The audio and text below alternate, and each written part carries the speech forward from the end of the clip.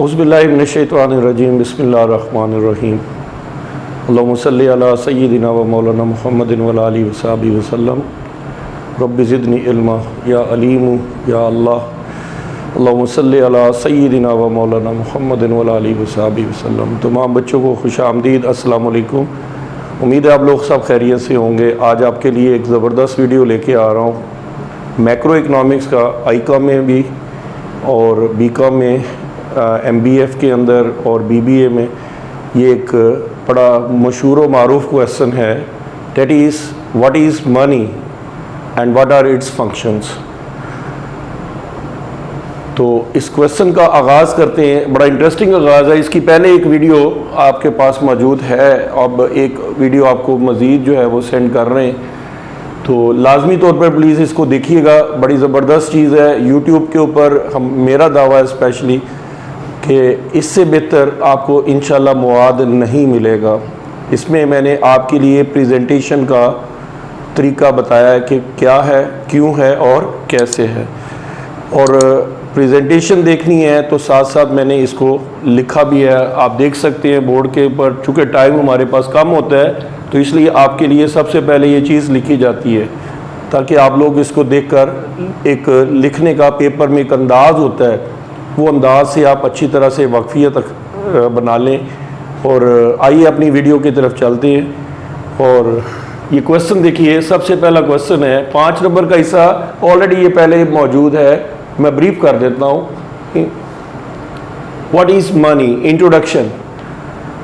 ये एक ऐसा इंट्रोडक्शन है कि डिफाइन मनी का क्वेश्चन जब भी आए तो उसका इंट्रोडक्शन सबसे पहले आपने देना होता है। तो इंट्रोडक्शन में 5 बातें मैंने आपको बताई थी। Money is one of the greatest discoveries of the modern age, जैसा कि पहला पॉइंट लिखा हुआ है। It occupies a unique position in the social and economic life of man. इंसान की 2 हिस्से हैं ज़िंदगी के, एक समाजी और एक उसका माशी। तो समाजी और माशी ज़िंदगी में इसका बड़ा अहम किरदार है। तो money occupies a unique position in the social and economic life of a man. A man basically works for money in order to enjoy the pleasures of life. इंसान की ज़िंदगी का जो महवर होता है वो पैसा है, क्योंकि अगर आपको कोई कहे कि भाई आप काम क्यों कर रहे हैं, तो यकीनी तौर पर जब आप लोग अपनी प्रैक्टिकल लाइफ में एंटर होते हैं तो आप कहेंगे जी इसका महवर क्या है, पैसा है। और ये पैसा क्यों है, लास्ट टाइम भी पिछली वीडियो में भी बताया था कि मनी और वेल्थ में डिफरेंस है।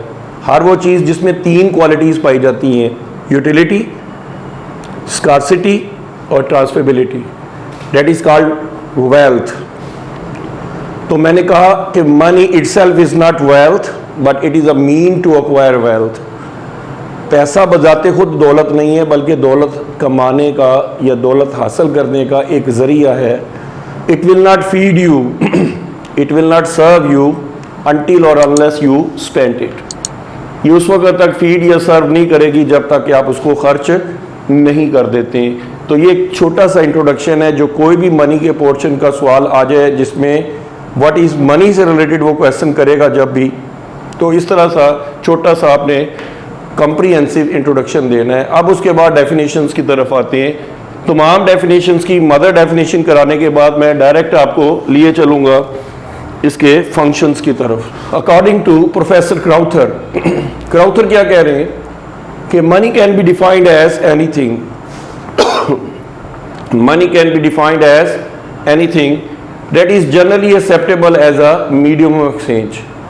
Money can be defined as anything that is generally acceptable as a medium of exchange, at the same time act as measure of values and store of values. This is the definition given by Professor Crowther. अब देखिए बच्चों, सारे बच्चे definition लिख देंगे, किताबों में भी डेफिनेशन लिखी हुई है। How to grab the marks, that is a big question, कि आपने एग्जामिनर से मार्क्स कैसे लेने हैं, ज़्यादा से ज़्यादा नंबर कैसे लेने हैं। तो इसका एक तरीका है कि आपने उस डेफिनेशन में से कंक्लूड करना है कुछ ना कुछ। तो ये देखिए, हमने कहना है दिस डेफिनेशन टेल्स अस, ये इंपॉर्टेंट पॉइंट्स ऑफ डेफिनेशन।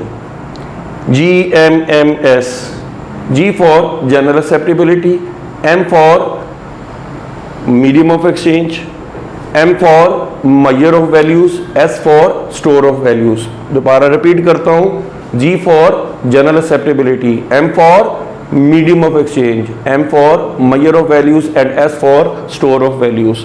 तो ये बेटा आप लोगों को इस डेफिनेशन में से ये 4 पॉइंट मिलते हैं।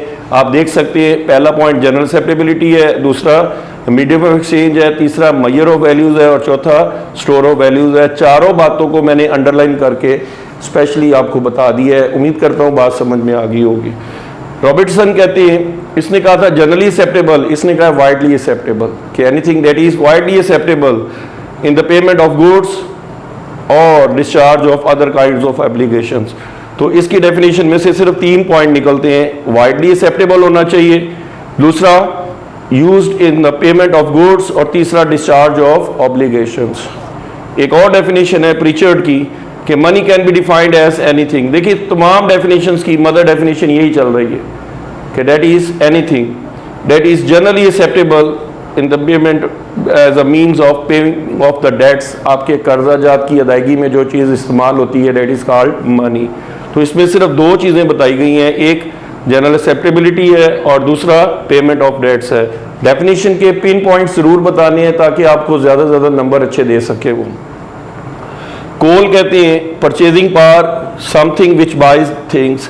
तो 2 चीज़ें मिस्टर कोल ने बताई हैं, एक P परचेजिंग पावर और एक B फॉर बाइंग थिंग्स। अब परचेजिंग पावर क्या होती है सुन लें कि देखिए भाई मेरी जेब में 5,000 रुपये का नोट है और आपके पास 1,000 रुपये का नोट है। 2 पार्टियां हैं, एक आप हैं और एक मैं हूं। अब देखिए मेरे पास 5,000 रुपये हैं, आपके पास 1,000 रुपये है, तो यकीनी तौर पर मेरी परचेजिंग पावर आपकी परचेजिंग पावर से 4 टाइम्स बेहतर है। क्यों? कि I can buy 4 times more than you, क्योंकि आप 1,000 रुपये का नोट खर्च करते हैं, मैं एक से आपसे आगे 4 गुना और ज़्यादा खर्च करता हूँ। तो date is the purchasing power. और ये परचेजिंग पावर जो है something which buys the things, यकीनी तौर पर मेरी इससे परचेजिंग पावर जो है वो बाइंग से पता लगेगी जनाब। उम्मीद करता हूँ ये पॉइंट भी समझ आ गया होगा। जेम केन्स कहते हैं money is debt by the delivery of which the debt contracts and price contracts are discharge. Contracts 2 तरह के होते हैं, एक प्राइस कॉन्ट्रैक्ट है और एक डेट कॉन्ट्रैक्ट है, और both can be discharge with the help of money and in the type of which the general purchasing power is held. Purchasing power के बारे में मैंने अभी आपको जो मिसाल दी है वो वही है जो आपको समझ आ गई। इसमें से 2 पॉइंट निकलते हैं, 3 पॉइंट निकल रहे हैं सॉरी।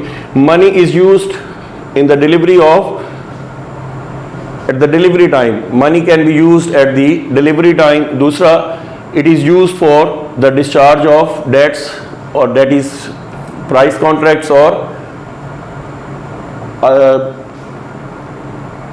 एक आपका है डेट कॉन्ट्रैक्ट और एक है आपका प्राइस कॉन्ट्रैक्ट। तो बोथ डेट्स और price contracts are discharge with the help of money.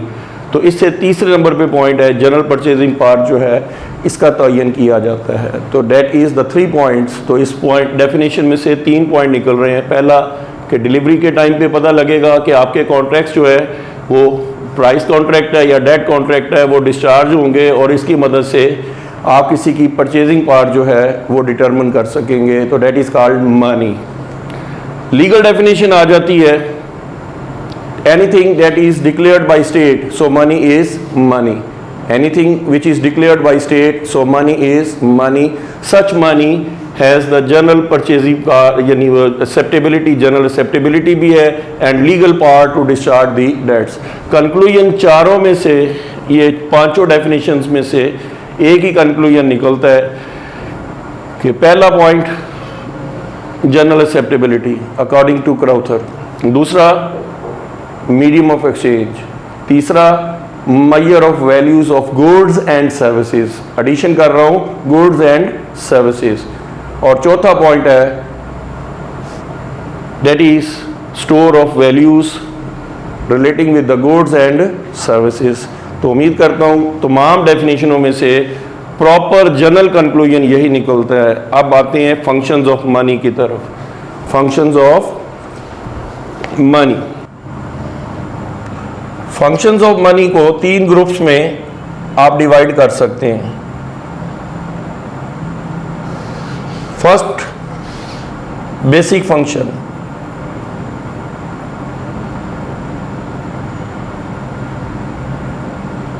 Then secondary function, and third is contingent function.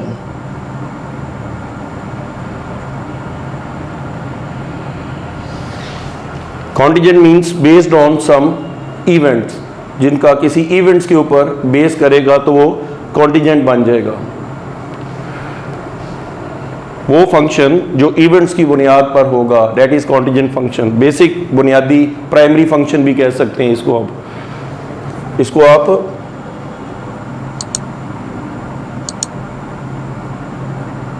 Primary या बेसिक फंक्शन भी कह सकते हैं। फिर आपके पास सेकेंडरी फंक्शन आ जाते हैं जो कि बेसिक फंक्शन के बाद होंगे, और एक है कि that the functions which are based on the happening of certain events, वो जो कि कुछ इवेंट्स आएंगे तो फिर फंक्शन परफॉर्म किया जा सकेगा, that is called contingent function. आइए जी इनकी डिटेल की तरफ चलते हैं। सबसे पहले नंबर पे आ जाता है प्राइमरी फंक्शन।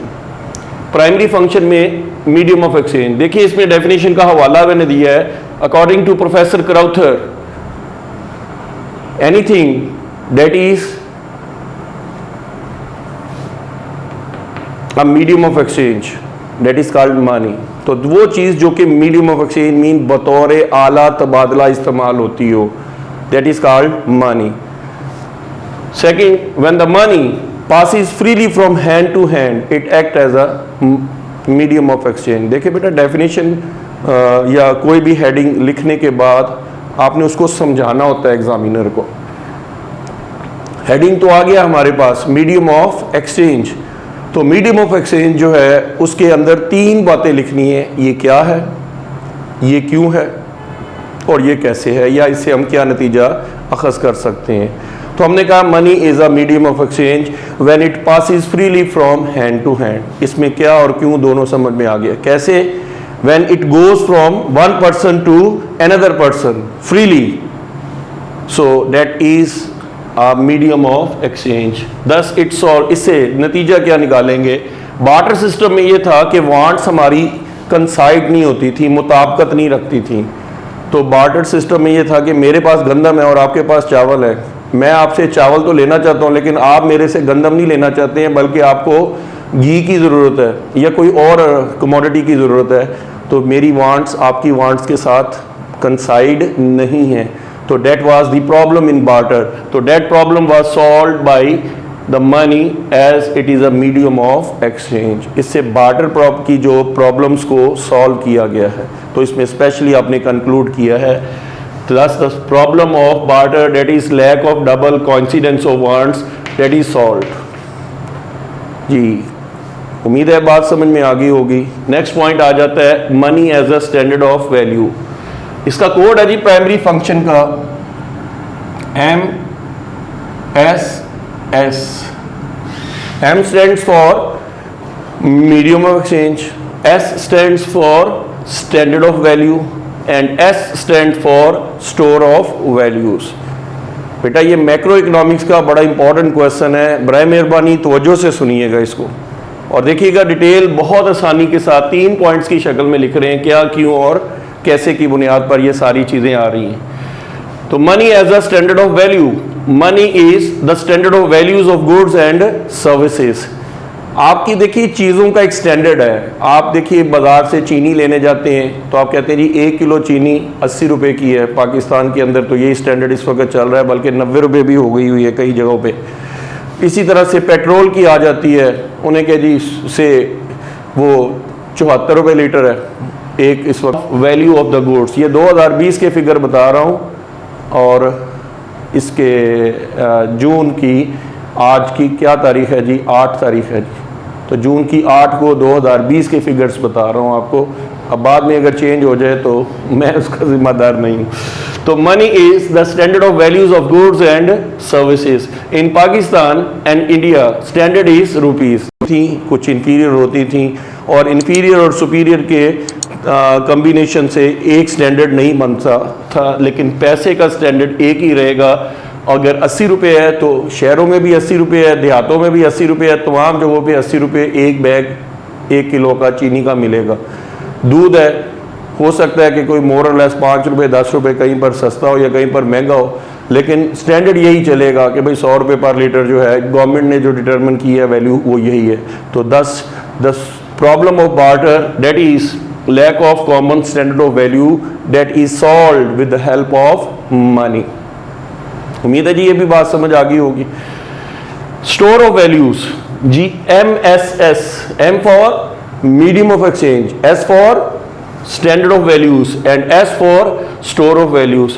पेरिशेबल कमोडिटीज़, ये देखिए मैंने यहीं से स्टार्ट किया है कि पेरिशेबल कमोडिटीज़ होती हैं जो ख़राब होने वाली होती हैं। मसलन मछली है, ख़राब हो जाती है अगर इसको बर्फ़ के बगैर रखेंगे। दूध है, अंडे है, सब्ज़ी है, फ्रूट्स हैं, ये these are the perishable commodities. Perishable goods can not be stored for a longer period of time, ये आप लंबे अरसे के लिए स्टोर नहीं कर सकते हैं अनटिल और अनलेस कोई अच्छी डिवाइस आपको इसकी स्टोर की ना मिले।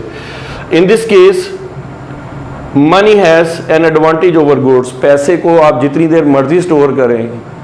1000 रुपये का नोट आज भी 1000 रुपये का है, 10 साल बाद भी वो 1000 रुपये का है। दस money store the values of commodities, पैसे की मदद से आप वैल्यूज को स्टोर कर सकते हैं। भाई मेरे पास देखिए अगर मैंने 1000 रुपये का नोट रखा हुआ है तो उसका मतलब है कि मैं किसी टाइम पर भी जाके 10 किलो चीनी खरीद सकता हूँ। क्यों?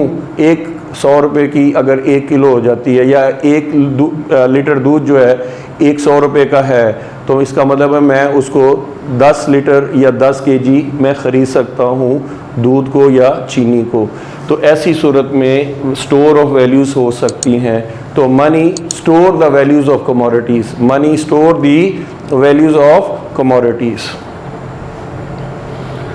लो जी, ये आपके 3 जो है बेसिक फंक्शन है या प्राइमरी फंक्शन है, इसमें कोई किसी किस्म का भाम नहीं है। वीडियो को बेशक रिवाइंड करके देखिए, जितनी दफ़ा भी देखेंगे इंशाल्लाह नई चीज़ आपको सीखने की मिलेगी। नेक्स्ट पॉइंट आ जाता है हमारे पास secondary function. Secondary functions that is other than primary functions. So standard of deferred payments, deferred means future, deferred means future. So deferred payments means future payment. पहले तो आप ये समझ लें कि डेफर्ड का मतलब क्या है। Deferred means future, so deferred payments means future payments. ये पहला पॉइंट यही है कि उसको बताना है कि ये क्या है। फिर आपने बताना है कि डेफर्ड पेमेंट कैसे हो सकती हैं। In the barter system, in the barter economy, deferred payments can not be made. देखिए आप अशिया की शक्ल में फ्यूचर पेमेंट्स नहीं कर सकते, अशिया की शक्ल में फ्यूचर पेमेंट्स नहीं कर सकते हैं। क्यों? Goods are not having the same value in future as at the present time, कि जो आज है वो कल नहीं होगी। There is a variation in the value of the goods. So but money can be used as a standard of deferred payment. आप पैसे को आप डेफर्ड पेमेंट में इस्तेमाल कर सकते हैं कि पैसे के लिए आप फ्यूचर की अदायगी कर सकते हैं कि ये ले भाई आप मेरे से 10,000 रुपये ले लें और इसकी मदद से आपको ये जो है ना जी मैंने अदायगी कर दी है। तो it means deferred payments were not possible specially in the case of barter system, but the deferred payments are possible with the help of money. हो सकता है पेपर में सवाल आ जाए, what is the difference between money economy and barter economy. Money economy में और barter economy में क्या फ़र्क है? तो जारी बात है जी, आप ये पॉइंट्स लिखेंगे और इसके साथ देखिए मैंने बार्टर को कंपेयर किया है तो ये कंपैरिजन के पॉइंट भी बन सकते हैं। ऐसा सवाल वैसे अभी तक आया नहीं है लेकिन सोचा जा सकता है कि ऐसा हो सकता है। टीचर वही होता है जो बच्चों को क्वेश्चन में से क्वेश्चन बनाना सिखाए, ना कि जो क्वेश्चन बने हुए हैं वही क्वेश्चन सिखा दे। This is not a fair teaching. आगे चलते हैं जी, सेकेंडरी फंक्शन में एक स्टैंडर्ड आ गया, standard of deferred payment. Then comes the money as liquid asset, money as liquid asset. So money is the most liquid form of all the assets, money is the most liquid form of all the assets. तमाम assets में देखा जाए तो इस वक्त सबसे ज्यादा liquid क्या होता है कि भाई मेरे पास पैसा है तो I can convert it into any form. तो जिसके अंदर कन्वर्टिबिलिटी का कंसेप्ट पाया जाए दैट इज कॉल्ड लिक्विड। तो money is the most liquid form of all the assets. People hold money as they know that the money can be converted into any form. लोग पैसा अपने पास रखते ही सिर्फ इसलिए हैं कि उनको पता है कि जब चाहें, जिस वक्त चाहें, वो उसको उस शक्ल में कन्वर्ट कर सकते हैं जो उनकी लाइक्स हैं, वो अपनी वांट्स को या अपनी नीड्स को पूरा कर सकते हैं with the help of liquid asset, and the money is the most liquid form of all the assets. Next comes the transfer of values.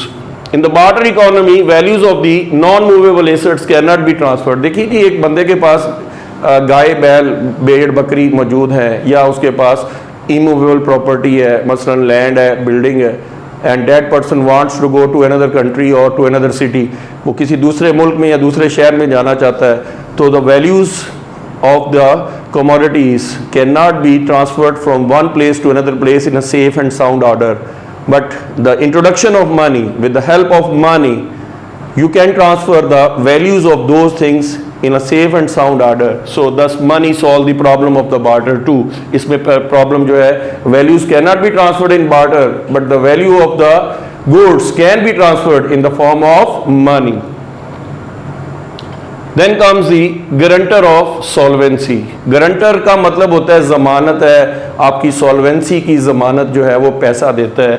वो कैसे है? Money being a most liquid form of all the assets serves as a guarantor of solvency. ये आपकी solvency की जमानत देता है। In other words, money has the ability to meet the obligation. मसला ये है कि solvency कब है? When you have the ability to meet your obligations.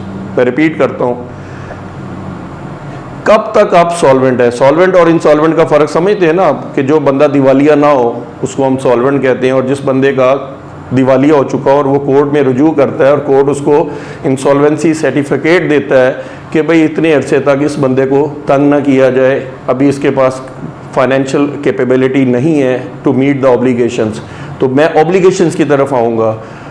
तो money is the guarantor that you are solvent, as you can meet your obligations. If you are in a position to meet the obligations, that is a guarantee, and the guarantee is based on money.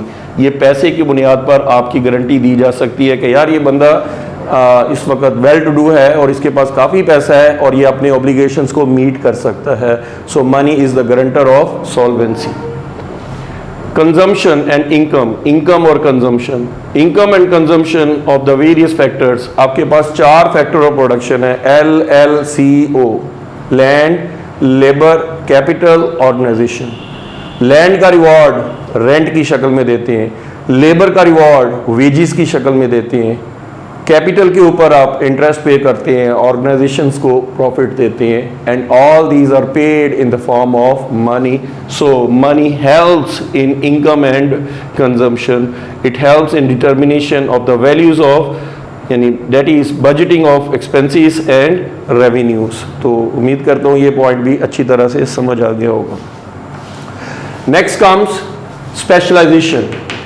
Secondary objects में आपका छठा object चल रहा है, secondary objects में छठा object चल रहा है स्पेशलाइजेशन। देखिए बार्टर में स्पेशलाइजेशन नहीं है। स्पेशलाइजेशन होती है कि पहली जो चीज़ हो आखिरी चीज़ भी हो तो वो सारे एक जैसी हो, तो हम कहते हैं यार ये स्पेशलाइज्ड आइटम है, इसमें कोई किसी किस्म की जो है ना कमी नहीं है। तो देखिए गुड्स के अंदर स्पेशलाइजेशन इंसान नहीं कर सकता, कोई बंदा कसम नहीं खा सकता, कह नहीं सकता कि ये चीज़ एक ऐसी है तो दूसरी भी वैसी होगी। हो सकता है वो उससे ज़्यादा बेहतर हो या उससे थोड़ी कम दर्जे की हो, तो इट मीन्स कि एक जैसी चीज़ें आप लोग नहीं प्रोड्यूस करते हैं। But the money has a specialisation, पैसे के अंदर एक स्पेशलाइजेशन है। वो कैसे? Specialisation is required to reduce the cost of production and increasing the profit. So money has the quality to increase the specialisation due to the same value, क्योंकि पैसे की वैल्यू एक जैसी है, तो जब वैल्यूज एक जैसी होंगी तो specialisation can be gain. So the money has a specialisation.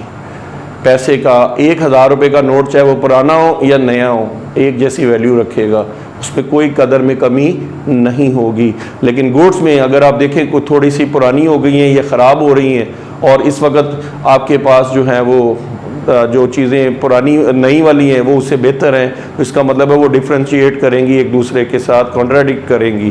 तो money has not the case like this, इस तरह का केस पैसे में नहीं है। Promotion of foreign trade.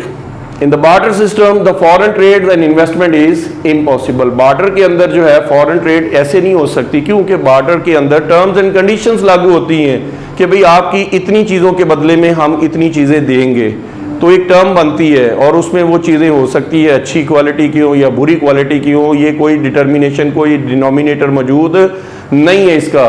So foreign trade is not possible specially when the goods are traded with goods or goods are traded with services. So money's economy make it possible to have more and more foreign trade and investment due to the transferability of wealth, क्योंकि इसमें wealth can be transferred easily। इसमें किसी किस्म की इबाहम नहीं है कि wealth चाहे वो डॉलर की शक्ल में हो, चाहे वो करेंसी पाकिस्तानी हो, चाहे वो यूरो हो या कोई भी इंटरनेशनल करेंसी हो, वो एक दूसरा मुल्क जो है उसको एक्सेप्ट करता है। तो इसका मतलब है कि money solve the problem of barter too. इसमें बार्टर में ये भी था कि फॉरेन ट्रेड ज़्यादातर नहीं हो सकती है गुड्स की शक्ल में, लेकिन money has a specialization so that the foreign trade can be made very easily. लो जी, ये 7 पॉइंट आपके जो हैं ये किससे रिलेटेड है? सेकेंडरी फंक्शंस के। 3 पॉइंट्स आपके हैं प्राइमरी या बेसिक फंक्शंस, 7 पॉइंट आपके हो गए हैं सेकेंडरी या अदर देन प्राइमरी फंक्शंस। तो 7 और 3 कितने हो गए? 10 फंक्शंस ऑफ मनी हमने डिस्कस कर लिए हैं। उम्मीद करता हूँ आप लोगों को अच्छी तरह से समझ आ रही होगी। वीडियो तक आखिर तक प्लीज़ जुड़े रहिएगा, क्योंकि ये चीज़ उम्मीद है कि आप लोग इसको कंपेयर करते हैं और हमारे व्यूअर्स जो हैं बहुत अच्छे हैं, इनकी माशाल्लाह सेंस जो है समझने की बहुत बेहतरीन है और ये कंपैरिजन करते हैं दूसरी वीडियोस के साथ और फिर रेटिंग करते हैं और बड़े प्यार से सब्सक्रिप्शन का बटन दबा देते हैं, बेल आइकॉन का बटन दबा देते हैं, सिर्फ इसलिए कि ये हमसे प्यार करते हैं, हमसे मोहब्बत करते हैं। आपकी मोहब्बतों का, आपका प्यार का बहुत शुक्रिया। तीसरा फंक्शन चलते हैं जी, contingent functions. The contingent functions of money are distribution of wealth. देखिए वेल्थ की डिस्ट्रीब्यूशन कैसे होती है? Money distribute the national income according to the correct and efficient allocation of wealth. देखिए जैसे पैसे को डिस्ट्रीब्यूट होना चाहिए उसी स्टैंडर्ड को जो है मनीज इकोनॉमी में आप लोग फॉलो करके वेल्थ को डिस्ट्रीब्यूट कर सकते हैं। Basis of bank credit. देखिए creation of credit is the function of bank. Bank take the deposits and bank advance it in the shape of loans. Bank loan deposits लेते हैं और loans देते हैं। This is called creation of credit.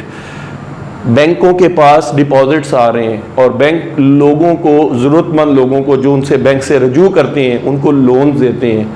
तो इससे bank क्या करते हैं? ज़र एतबार की तख्लीक करते हैं, क्रिएशन ऑफ क्रेडिट कहते हैं इसे इंग्लिश में। तो if there is no money then the banks can not create credit. अगर पैसा ना हो तो, पैसे की शक्ल ना हो तो फिर जारी बात है बैंक्स को गुड्स की शक्ल में क्रिएशन ऑफ क्रेडिट करनी पड़ेगी and that's a uphill task. ये इंतहाई मुश्किल हो जाएगा बैंकों के लिए।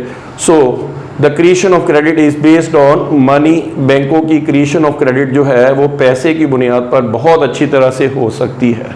तो इस कॉन्टिजेंट फंक्शन, मैंने कॉन्टिजेंट का मतलब समझाया है, कई लोगों को अभी तक कॉन्टिजेंट का मतलब नहीं समझ आया। Such functions which are based on the happening of certain events they are called contingent functions. ऐसे फंक्शंस जो किसी इवेंट की बुनियाद पर होंगे। मसलन इवेंट क्या था कि बैंक ने क्रेडिट क्रिएट करना है, तो फिर एक फंक्शन क्या बना कि उसको हम लोग जो है वो क्रिएशन ऑफ क्रेडिट करेंगे, किससे? बैंक की। और किससे करेंगे? मनी की शक्ल में। Equalization of marginal productivity. Under the monetary system, the wages of the workers can be measured under the shape of price of the marginal utility, marginal productivity. Marginal productivity जो है सुनिए कौन सी होती है? Marginal का मतलब होता है लास्ट वन और यूटिलिटी का मतलब होता है कि आप लोग जो बेनिफिट लेते हैं किसी चीज़ से, दैट इज़ द यूटिलिटी। तो मार्जिनल यूटिलिटी मतलब जो आपने पहले रुपी से जो लेकर आखिरी रुपी तक ली है वो एक जैसी यूटिलिटी ली है। इक्वलाइज का मतलब होता है एक जैसी है। तो पैसा, आपको पता है कि जब आप पहला यूनिट पैसे का लगाएंगे और दूसरा यूनिट लगाएंगे, तीसरा यूनिट लगाएंगे, तो एक बिजनेस एंटरप्रेन्योर का मकसद भी ये होता है कि जितनी मुझे यूटिलिटी पहले से हुई है उतने से मुझे दूसरे से भी होनी चाहिए, उसने तीसरे से भी होना चाहिए। गर्ज के जितना उसके पास यूनिट्स ऑफ मनी होंगे उतना ही वो ज़्यादा ज़्यादा प्रोडक्टिविटी लेना चाहता है। So money helps a producer in equalizing the marginal productivity. Thus, money equalizes the wages of the workers according to the marginal productivity in order to maximize the profits of the organization. ये बात आपको clear भी कर दी है। Equalizing the marginal utility. अब marginal का मतलब मैंने पहले भी बताया है, मुख्ततम, उर्दू में मुख्ततम कहती हैं और इंग्लिश में हम कहते हैं लास्ट वन। तो जो पहले यूनिट पे आप पैसे खर्च करेंगे उतना लास्ट पे खर्च करें और आपको एक जैसा फायदा हो, तो that is marginal equalising the marginal utility को मैंने बताया था कि मसलन अगर आप लोग, आपने याद होगा इकोनॉमिक्स में law of equi marginal utility पढ़ा था कि भाई हमने 3 रुपए सेब पे खर्च किए और 2 रुपए संतरों पे खर्च किए तो हमें मैक्सिमम यूटिलिटी हासिल होती है। तो ये पैसा था जिसने हमें यूटिलिटी बताई है। तो बिल्कुल यहाँ पर हम यही चीज़ बेस बनाएंगे। Money is used to equalise the marginal utility of the goods for the consumers as the main purpose of every consumer is to maximise his utility. अगर मैं कंज्यूमर हूँ, आप कंज्यूमर हैं, हम सबका एक ही मकसद है कि we want to maximise our utility and utilities can be maximized when you are spending money. So money equalize the marginal utilities.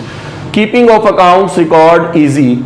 देखिए आपकी जितने भी बिजनेस अकाउंट्स हैं they are kept in the form of money. Business account जो है वो पैसे की शक्ल में मेंटेन किए जाते हैं। So money is very helpful to maintain the books of accounts. Books of accounts को पैसे की शक्ल में मेंटेन करना बहुत आसान है। बुक्स ऑफ अकाउंट में वैल्यूएशन का मसला आ जाता है गुड्स की शक्ल में, तो बार्टर सिस्टम में प्रॉब्लम थी कि वो goods books of account maintain नहीं हो पाती थी। So with the help of money you can maintain the accounting records very easily. Distribution of national income. With the help of money, we can easily distribute the national income among the various classes of society. माशरे के अंदर मुख्तलिफ तबके हैं, तो मुख्तलिफ तबकों के अंदर आप जो है वो पैसे का इस्तेमाल कर सकते हैं with the help of money, distribution of national income. Monetary and fiscal policy. देखिए बेटा, monetary policy is based on the fact that how much wealth should be in the hands of people.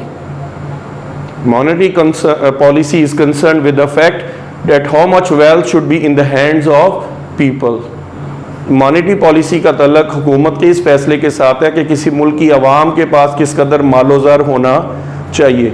And fiscal policy is concerned that the snapping of the government revenue and spending of government revenue is a part of policy and that policy is called fiscal policy. देखिए monetary में आप तयन करती हैं कि लोगों के पास purchasing power कितनी होनी चाहिए और ये फैसला हुकूमत करती है और इसमें बाकायदा स्टेट बैंक उसकी हेल्प करता है।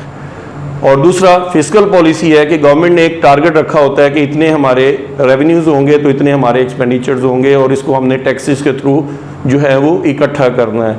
अब इसको हमने मॉनेटरी पॉलिसी को और फिस्कल पॉलिसी को इम्प्लीमेंट करना है इन the form of money. So monetary and fiscal policies are very important at the national level. Snapping and spending of revenue of the taxes especially is made in the shape of money. So money helps in monetary and fiscal management. हमारी monetary और fiscal management based on money. Last point है जी हमारे पास 8वां, increase in the utilization of capital. हमारे मुल्क के अंदर capital utilisation कम से कम हो रही है। वजह के लोगों को पैसे की बजाय पैसा कम है लोगों के पास। अगर पैसा पूरा मौजूद हो तो यकीनी तौर पर यूटिलाइजेशन ऑफ कैपिटल हो सकता है कि मैक्सिमम हमारा कैपिटल जो है ज़्यादातर किस शक्ल में होता है, लिक्विड फॉर्म में होता है। और मैंने अभी आपको पहले बताया भी है कि money is the most liquid form of all the assets as it can be converted into any form of asset. इधर पॉइंट में वही आ गया है। When the capital is introduced in the business in the shape of money, it enables the business to transact. ये कारोबार को transactions के काबिल बना देता है। So conclusion is money is a medium of exchange enabling us to transact our national income and product without resorts to hopelessly inefficient barter. अगर आप देखा जाए तो barter system को हमने full time जो है इसके साथ कंपैरिजन किया है तो हम इस कंक्लूजन पे निकाले हैं, ये नतीजा निकाल सकते हैं कि बार्टर सिस्टम में जो है डिफ़िकल्टीज़ बहुत सारी थी और ये पैसे के इंट्रोडक्शन से वो डिफ़िकल्टीज़ ख़त्म हो गई हैं। उम्मीद करता हूँ कि ये क्वेश्चन आपको बहुत अच्छी तरह से समझ आया होगा, और अगर आपको अच्छी तरह समझ आ गया है तो प्लीज़ हमारे चैनल को सब्सक्राइब कीजिए। ये स्पेशली इकनॉमिक्स पढ़ने वाले बच्चे और MBA पढ़ने वाले बच्चे या जितने भी बैंकिंग पढ़ने वाले बच्चे हैं या मनी बैंकिंग एंड फाइनेंस का सब्जेक्ट पढ़ने वाले बच्चे हैं, उनको ये क्वेश्चंस काफ़ी काम आएंगे। डिटेल लिखने के लिए बाकायदा एक आपको तरीका बताया है, और उम्मीद करता हूँ ये सारी बातें आपको बहुत अच्छी तरह से समझ आई होंगी। अपना बहुत ख्याल रखिएगा, और नेक्स्ट वीडियो के लिए आप लोग सब्सक्राइब कीजिए चैनल को और बेल आइकॉन को क्लिक कीजिए। अस्सलाम वालेकुम।